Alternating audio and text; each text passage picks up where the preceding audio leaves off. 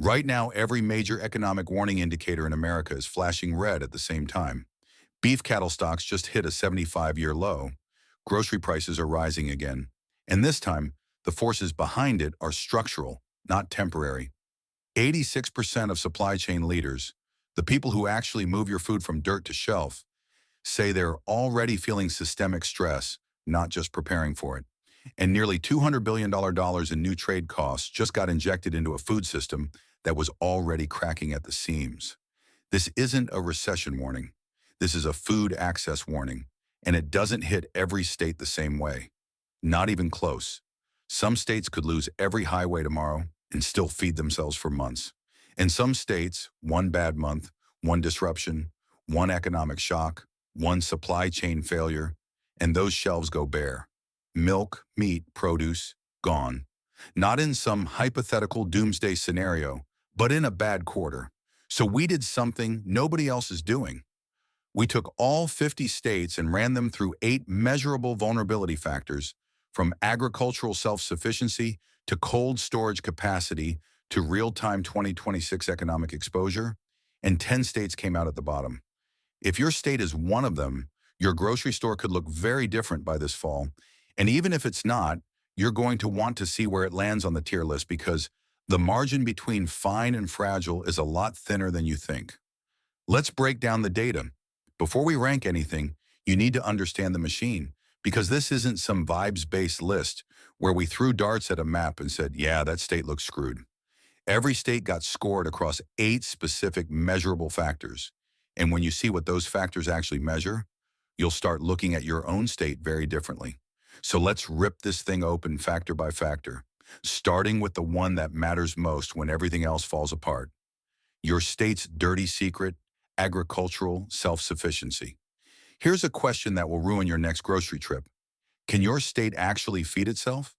Not does your state have farms. Farms grow cash crops, export commodities, and feed livestock in other states. The question is, if every border closed tomorrow, could the dirt under your feet keep you alive? We pulled USDA economic research data and calculated the ratio of total caloric agricultural output to population need for every state. And the spread is insane. Iowa produces enough food to feed its population 7 times over. Nevada is under 3%. That state is one supply chain hiccup away from a very bad time. If your state scores low on this, it doesn't matter how many Whole Foods locations you have. Those shelves are only as full as the trucks that fill them. Producing food means nothing if it can't get to you. The last mile is longer than you think. Distribution distance is the second factor. America's food doesn't teleport to your store.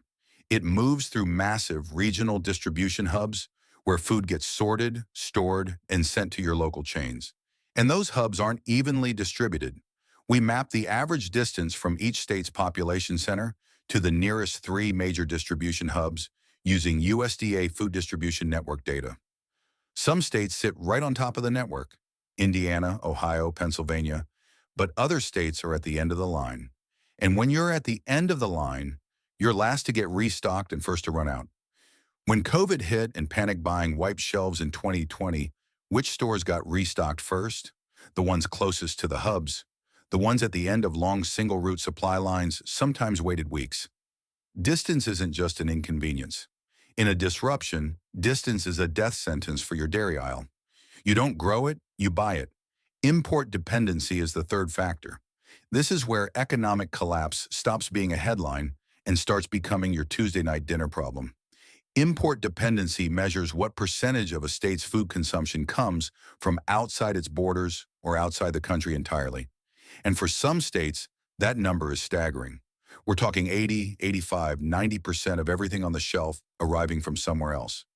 Now think about what that means. When the economy cracks, when costs spiral, when trade relationships fracture, when currency fluctuations make imports more expensive overnight, every single one of those products gets hit. Coffee prices are already up over 20%, bananas up 7%. Steel and aluminum costs have surged 50%, which means every can, every tin, every foil-wrapped package just got more expensive to produce. And those are the numbers we're seeing now before the mid-year peak that analytics are projecting for 2026. If your state imports 80% of its food An economic downturn isn't an abstract news story, it's your grocery bill. It's the reason that 12-pack of canned tuna just went from $8 to $11. And the states with the highest import dependency are the first to feel every tremor in the global economy directly on the shelf. But even imported food needs somewhere to go when it arrives, which brings us to one of the most overlooked factors in this entire analysis: the invisible crisis, cold storage capacity. Here's something nobody talks about until it's too late. Cold storage is that massive refrigerated infrastructure that keeps your meat from becoming a biohazard, your milk from becoming yogurt, and your produce from becoming compost. When you measure it per capita, cubic feet of cold storage per person, the gap between states is terrifying. USDA cold storage reports tell the story. Some states have enormous surplus capacity. Others are running so tight that a 3-day delay in deliveries means the fresh section of your grocery store becomes a ghost town. No cold storage means no milk, no meat, no medicine that requires refrigeration in 48 hours. Not 48 days, hours. During the 2021 Texas grid failure, cold storage facilities lost power and millions of pounds of food spoiled before trucks could be rerouted. Infrastructure isn't sexy, but it's the difference between an inconvenience and an emergency. And speaking of infrastructure, let's talk about the roads that connect all of this together, because some states have a problem that most people never think about until it's too late. One road, one bridge, one problem: trucking route fragility. America's food moves on trucks. 72% of all freight tonnage in this country travels by road. Most states have multiple routes, multiple highways, and redundancy built in. But some states, everything funnels through a single corridor. One highway, one bridge, one choke point. We built a composite vulnerability index using Federal Highway Administration, freight data, and DOT bridge condition reports. It measures route diversity and bridge health. America has over 46,000 structurally deficient bridges and single-point dependency. One bridge, one landslide, one protest blocking an interstate. That's all it takes for some states to lose their food pipeline for days. If your state has one way in, it has one way to starve. Route fragility is about the supply side. The next factor flips the equation and looks at the demand side, and it might be the simplest, scariest number in this whole analysis. Too many mouths, not enough dirt.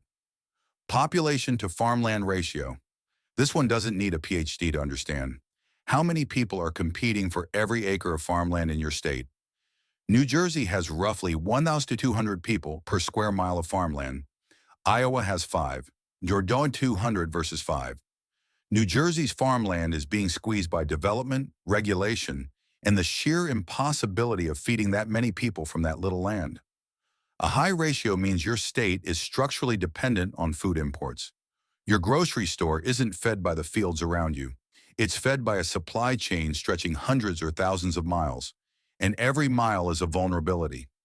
Now, so far, we've been talking about structural factors, things that are relatively fixed like geography, infrastructure, and population. But the next factor looks at something more dynamic: track record. History doesn't lie. Shortage frequency from 2020 to 2025. Your state's past performance during crisis isn't trivia, it's a diagnostic. We pulled data from FMI and Census Pulse surveys to count significant shelf shortages each state experienced between 2020 and 2025. Significant means empty shelves lasting 72 hours or more, not a single item out of stock, but entire categories going dark. Some states sailed through the pandemic supply chaos with minor hiccups. Others cratered multiple times. And the states that cratered during COVID, during the 2021 supply chain crisis, and during regional disasters, those states have a pattern. Their systems broke under stress before. The question isn't whether they'll break again, it's when. If your state's shelves went empty 3 or 4 times in 5 years, the system is screaming at you. And now we arrive at the factor that ties everything together. The one that makes 2026 different from every other year. The one that's actively making all 7 previous factors worse right now. The 2026 multiplier: economic collapse vulnerability. Everything we've covered so far, Self-sufficiency, distance, imports, storage, routes, population pressure, history, those are the structural bones of food vulnerability. They've always been there, but they're static.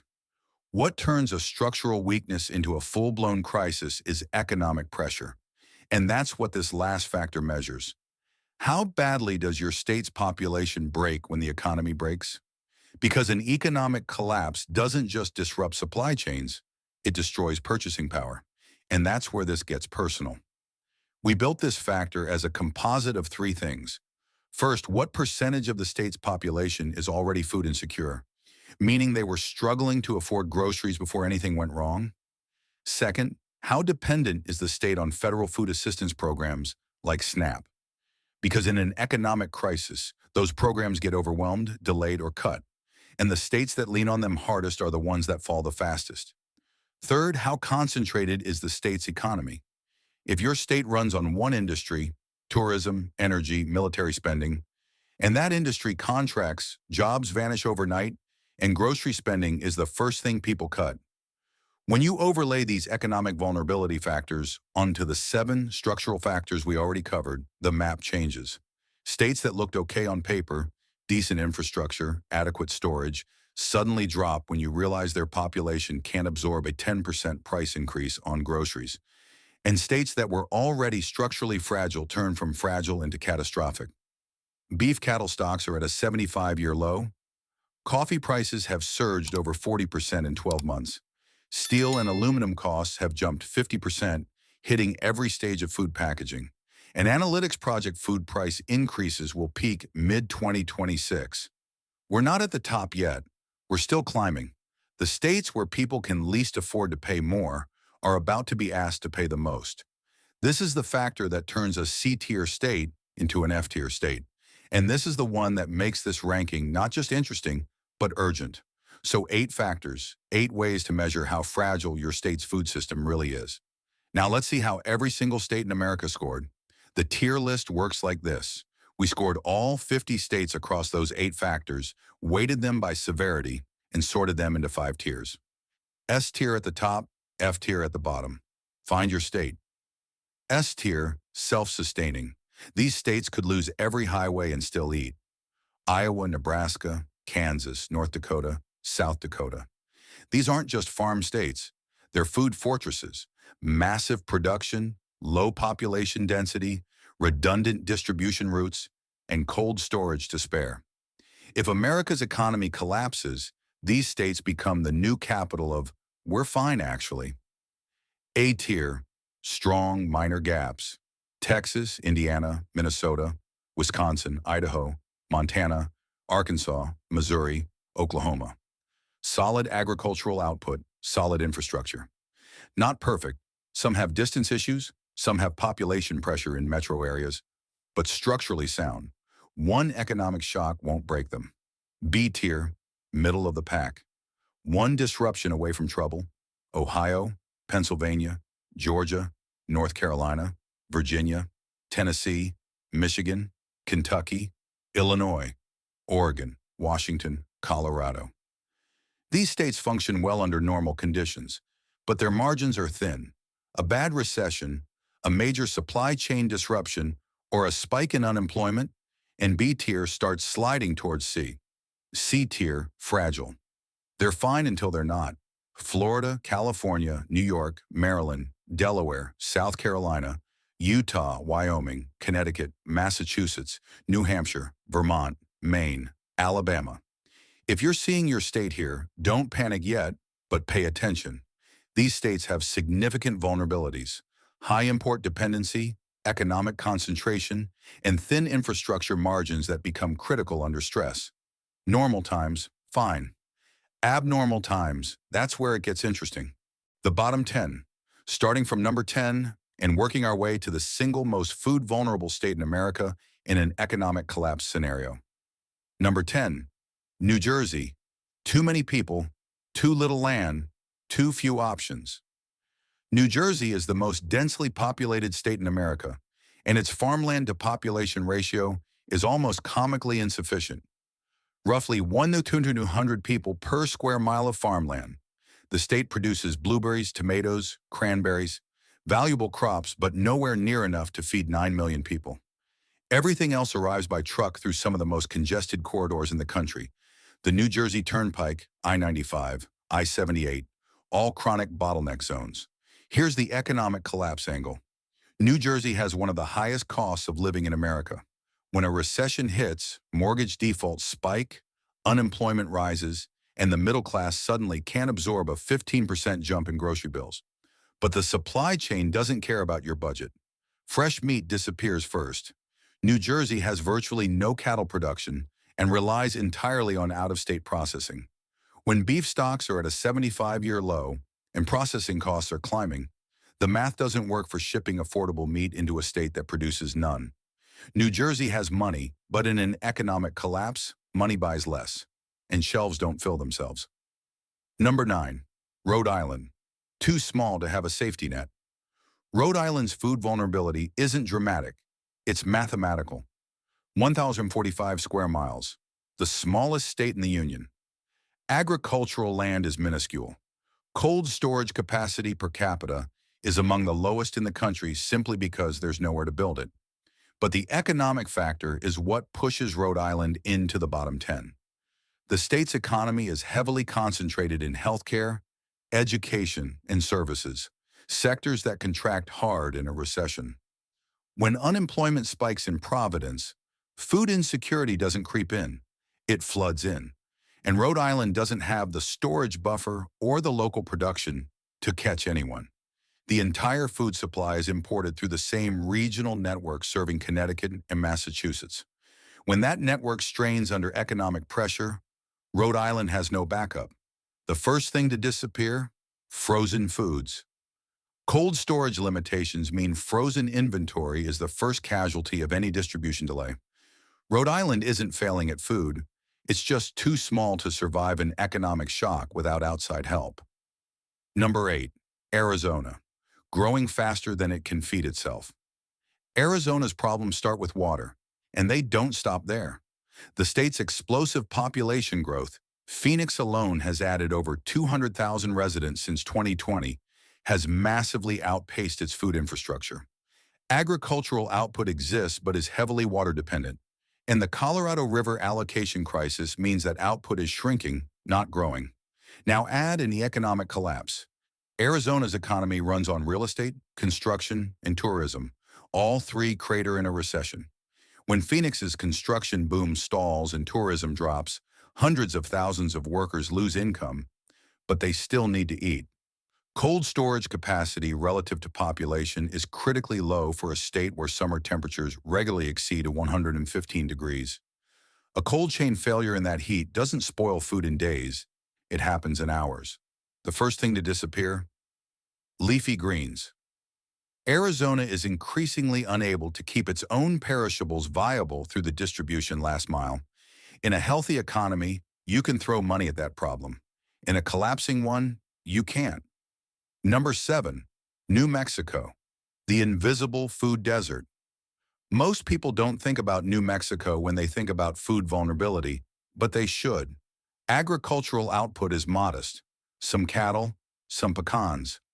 But the real killer is rural distribution weakness. Huge portions of the state are hundreds of miles from any major distribution hub. Small towns are serviced by single-route supply lines making weekly deliveries on good weeks. The economic collapse factor here is poverty. New Mexico already has one of the highest poverty rates in America, over 18%.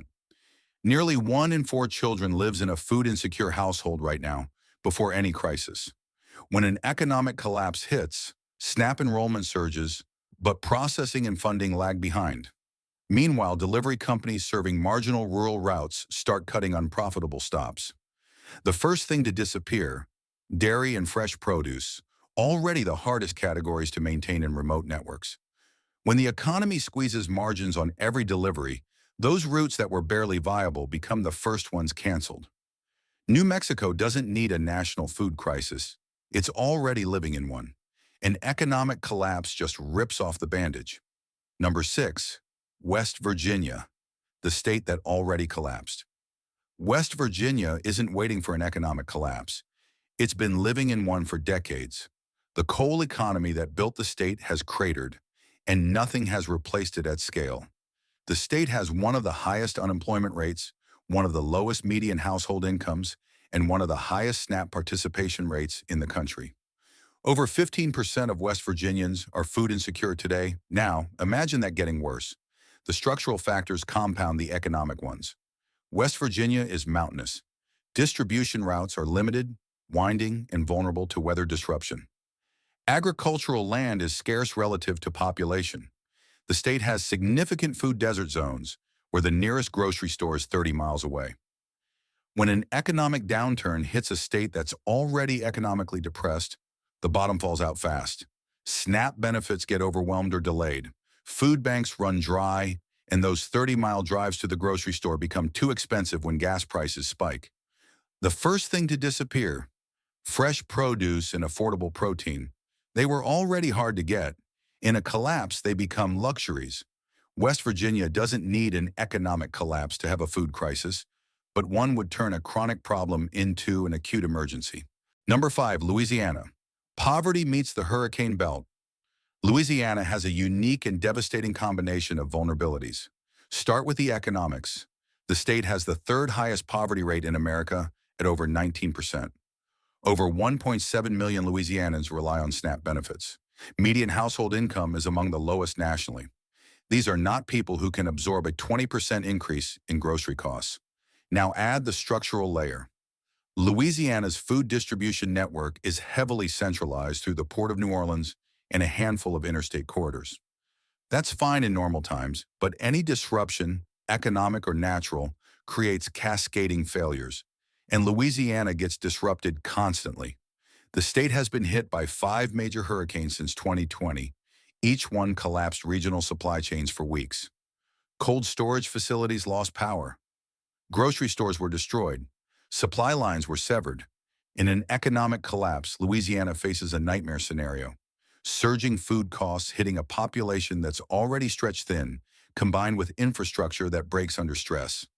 The first thing to disappear, affordable staples, rice, canned goods, bread. Not because they stop being produced, but because the people who need them most can no longer afford them. And the supply chain serving low-income areas is the first to be abandoned as margins evaporate. Louisiana's food system isn't just fragile, it's a house of cards in a hurricane zone. Number 4, Mississippi, America's hungriest state. Mississippi is the poorest state in America. Median household income is the lowest in the nation. The poverty rate exceeds 20%. Food insecurity affects over 15% of the population. That's nearly 500,000 people who already struggle to put food on the table in a functioning economy. Now take that economy and break it. In an economic collapse, Mississippi has almost no buffer. The state's economy is heavily dependent on agriculture, manufacturing, and military installations, sectors that are all vulnerable to federal spending cuts and economic contractions. SNAP participation is among the highest in the country, and when those benefits get delayed, reduced, or overwhelmed by surging demand, the gap between hunger and starvation narrows fast. Structurally, Mississippi has limited cold storage capacity, modest agricultural diversity, cotton and soybeans aren't calories you eat, and distribution infrastructure that underserves the rural Delta region where poverty is most concentrated. The first thing to disappear from Mississippi shelves, it's not about what disappears from shelves, it's about who can no longer afford what's on them. In Mississippi, an economic collapse doesn't empty grocery stores, it empties wallets, and the result is the same. Number 3, Nevada, a food desert wrapped in a casino. Nevada's agricultural self-sufficiency rate is under 3%. For every 100 calories consumed in Nevada, fewer than 3 were produced there. Las Vegas alone has over 2 million residents in the metro area, all fed by trucks traveling through desert corridors from California and Utah. But here's what makes Nevada uniquely vulnerable to economic collapse specifically. The state's economy is built on one thing: tourism and entertainment. Las Vegas is the engine. When the economy contracts, discretionary spending, travel, gambling, dining, is the first thing people cut. Nevada's unemployment rate spiked to over 30% during COVID. 30%. That's not a recession. That's an economic extinction event. And every one of those unemployed workers still needed to eat. Cold storage is concentrated in Las Vegas, leaving Reno and rural Nevada dramatically underserved. Historical shortage frequency between 2020 and 2025 was among the highest in the country. And when corridors from California clog, heat events, wildfires, economic disruption, Vegas doesn't have a plan B. The first thing to disappear, meat products. Nevada has virtually no livestock production. Beef at a 75-year stock low, plus desert logistics, plus a collapsed tourism economy, means the population is growing hungrier while the supply chain is growing more expensive. Nevada built an economy on the idea that everything can be shipped in. In an economic collapse, that's the first bet to lose. Number 2, Alaska. The end of the road, literally. You saw this one coming, but here's what makes it worse than you think. Alaska's agricultural self-sufficiency rate is under 5%. Almost everything arrives by barge, plane, or the single highway connecting the state to Canada. One road, that's the thread. Food shipped to Anchorage from Seattle takes 3 to 5 days by barge. Fairbanks, or rural communities, days more. Some villages in western and northern Alaska are air freight only. No roads, period. In a functioning economy, you can pay the premium to keep those supply lines running. In an economic collapse, the math changes. Shipping companies cut unprofitable routes. Air freight operators reduce frequency. The communities at the end of the longest, most expensive supply chains are the first to get abandoned. Cold storage per capita is among the lowest in the nation. Darkly ironic for the coldest state, but permafrost isn't a walk-in freezer. Alaska's economy is heavily oil-dependent, and when energy prices crash in a global downturn, the state's revenue collapses, meaning less money for infrastructure, for subsidized freight programs, for the systems that keep remote communities fed. The first thing to disappear? Fresh produce. It's already the most expensive food category in Alaska. Anchorage residents regularly pay double or triple the national average. In an economic collapse, fresh produce doesn't just get expensive, it becomes functionally unavailable for entire communities. Alaska doesn't need a crisis. It's already living in slow-motion supply chain stress. An economic collapse just hits fast forward. Number 1, Hawaii. Paradise with a hidden expiration date. And now number 1, the single most food-vulnerable state in America if the economy collapses. Hawaii imports approximately 85 to 90% of its food, nearly everything. Every steak, every gallon of milk, every head of lettuce, every can of beans arrives on a ship, an ocean away from the nearest major distribution hub, an ocean. Hawaii's agricultural self-sufficiency rate is devastatingly low. The state grows some tropical fruits, coffee and Kona, macadamia nuts, some taro, beautiful crops, culturally significant. But in terms of caloric output versus population need, it barely registers. The state's 1.44 million residents, plus millions of annual tourists, are fed almost entirely by a maritime supply chain that takes 5 to 7 days from the West Coast. Now imagine the economy collapses. Hawaii's economy is almost entirely dependent on tourism and military spending, both of which contract violently in a downturn. When tourists stop coming, unemployment surges, hotels and restaurants close, and the local economy hemorrhages. But the population still needs to eat, and the food still needs to cross an ocean to get there. Shipping companies don't run charity routes. When freight volumes drop and costs rise, the most expensive, most remote routes get cut first. Hawaii has no alternative. There is no backup highway. There is no neighboring state to truck food from. It's ocean freight or it's nothing. Historical shortage frequency is already high. Hawaii experienced some of the most severe and prolonged shelf shortages during COVID, when the economy was disrupted, not collapsed. When shipping containers got backed up in Long Beach, Hawaii's shelves reflected it within days. The first thing to disappear from Hawaiian shelves: fresh dairy products. Milk in Hawaii is already among the most expensive in the nation. It arrives refrigerated by ship with a ticking clock from the moment it leaves the mainland. Any disruption, port delay, cost increase, refrigeration failure, or simply a shipping company deciding this route isn't profitable anymore, and it's gone. not reduced, gone. Hawaii is paradise, but paradise is an ocean away from its own food supply, powered by a tourism economy that's the first thing to collapse and connected to the mainland by exactly 0 roads. In an economic collapse, there is no state more vulnerable. What's working? The top 5. Now, before you spiral into despair or start aggressively Googling real estate in Iowa, let's talk about what's working. Because 5 states are doing this right, and there's something to learn from every single one of them, especially when it comes to surviving an economic downturn with food still on the table. Number 5, Minnesota. Cold state, cool supply chain. Minnesota combines strong agricultural production with a well-developed distribution network centered around Minneapolis-St. Paul. Cold storage is robust. Route diversity is excellent, and the economy is diversified across healthcare, manufacturing, agriculture, and tech, meaning a recession doesn't knock out all the jobs at once. Minnesota is quietly one of the most food-resilient states in America. Number 4, Indiana. The crossroads of American agriculture. Indiana sits at the intersection of more interstate highways than almost any other state. Multiple distribution hubs, diverse routing, strong cold storage. Agricultural production is balanced across corn, soybeans, poultry, and pork. And the cost of living is low enough that an economic contraction doesn't immediately translate into mass food insecurity. Redundancy is built into every layer, supply and economic. Number 3, Kansas. Literally in the middle of everything. Kansas produces more wheat than almost any other state and sits dead center in the continental U.S. Route diversity is strong. Population density is low. Agricultural output relative to population need is massively surplus.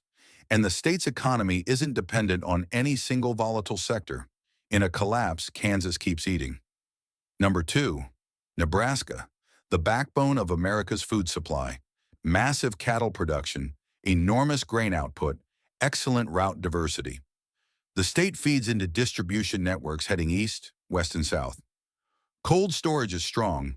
Self-sufficiency is off the charts. Nebraska doesn't just feed itself, it feeds the states that can't.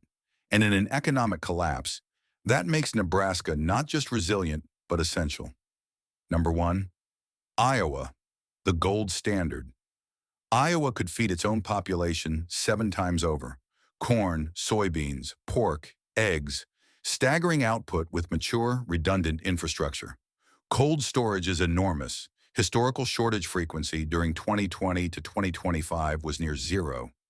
Iowa's food system didn't just survive recent crises, it barely noticed them. And the state's diversified rural economy means a national recession doesn't gut the workforce the way it does in tourism-dependent or single-industry states. The lesson here isn't move to Iowa. It's that food resilience in an economic collapse comes from 3 things: production surplus, distribution redundancy, and economic diversity. The states that invested in all 3 are untouchable. The states that neglected any of them are on the list you just watched. What you can actually do, whether your state is at the top of that tier list or sitting uncomfortably close to the bottom, here's what you can actually do with this information. First, map your local food sources, not the grocery store. That's the end of the chain. Where does your food come from before it hits the shelf? Local farms, regional co-ops, community-supported agriculture programs. The shorter your personal supply chain, the less vulnerable you are to the national one. Second, audit your household buffer. How many days of food do you actually have right now? Not how many you think. Count. Most American households have 3 to 5 days. In a real disruption, that's nothing. 2 weeks of shelf-stable basics is the bare minimum. Third, pay attention to economically vulnerable categories. Imported and heavily packaged products will get hit first. Canned goods, coffee, imported produce. If there's something you use daily that checks both boxes, now is the time to think about that. Fourth, think systems, not stockpiles. The goal isn't a bunker. It's reducing dependency on a single supply chain. Diversify your sources. Know your local food economy. Use the distribution geography you just learned about. You now have data most people don't. 8 factors, 50 states, a tier list, and a map of where the fractures are. Use it. Now, everything we covered today, the data, the rankings, the vulnerabilities, then that's the diagnosis. But knowing your state is at risk doesn't help much if you don't have a plan for when things actually go sideways. That's exactly why actionable survival protocols are essential. If this analysis changed how you view the security of your local grocery store, please subscribe to our channel.